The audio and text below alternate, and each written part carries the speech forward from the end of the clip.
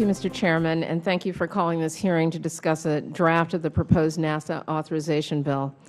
NASA has been and should continue to be the nation's crown jewel for spurring innovation, highly skilled and good-paying jobs, and inspiring the next generation of scientists.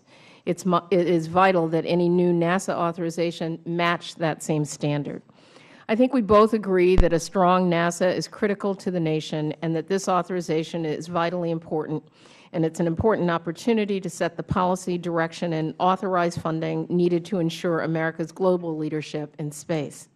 It is my hope that we can work together to ensure that NASA's mission is clear, establish expectations that will inspire the public and the workforce, and then provide the level of resources needed to enable the agency to be successful. Doing otherwise would not only be a disservice to the men and women at NASA, its contractor workforce, and the American people, but would effectively set the agency on a path to failure. I know that members of this committee want to see NASA thrive, and we must have an authorization bill that ensures that. Mr. Chairman, we are not, nor should we be, the scientists and engineers who devise the programs and projects to meet the high-level goals set for the agency. That should be left to the capable experts at NASA. I was pleased to see that the draft bill contains a number of reporting requirements and other provisions taken from the 2010 House version of the NASA Authorization Act of 2010, since those were not included in the enacted law because members only voted on the Senate bill in 2010. Developing a plan or a roadmap for human exploration to Mars and seeking criteria for evaluating the potential extension of ISS operations beyond 2020 are just a few of the key areas where I see the potential to build consensus.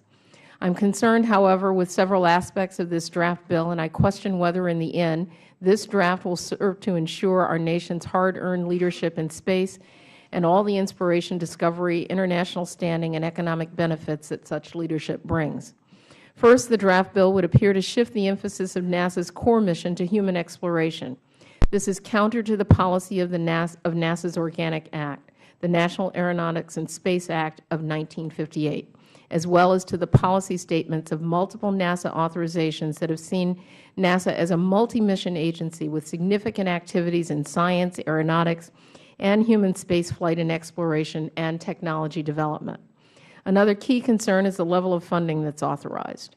The proposed bill would slash NASA's budget by almost $1 billion relative to both the President's proposal for fiscal year 14 and the pre-sequester funding approved by Congress in fiscal year 12, and it would maintain that cut over each of the years of the majority's authorization bill. The severe cuts to NASA's top line are manifested throughout the draft bill. For example, Earth science would be cut by almost $650 million relative to the fiscal year 2014 request, meaning the Earth science account is cut by 1/3.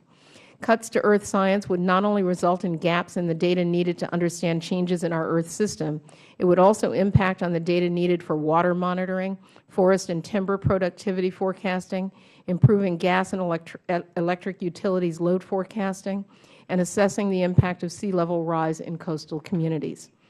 These uses and societal benefits are exactly what we hope for when we make Federal investments in research and technology. To stop them would be irresponsible. And the bill appears to shift all space technology activities to support only exploration-related technology development. More importantly, the proposed reduction in funding for space technology will not keep NASA on a path aligned with 21st century innovation and job creation.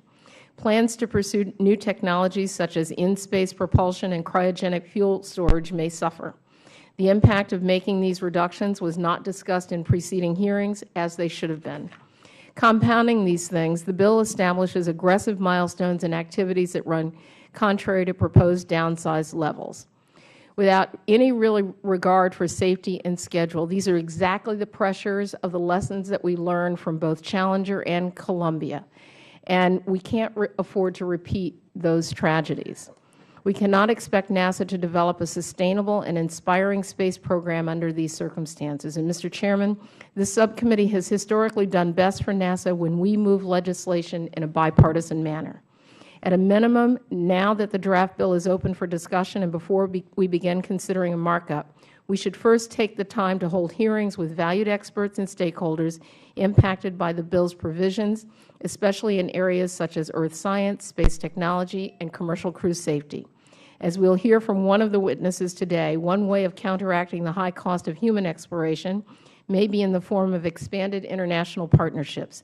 This is an idea that needs to be considered, as the journey to Mars will be long, yet rewarding for the future of humankind. Thank you, and I look forward to hearing from our witnesses today.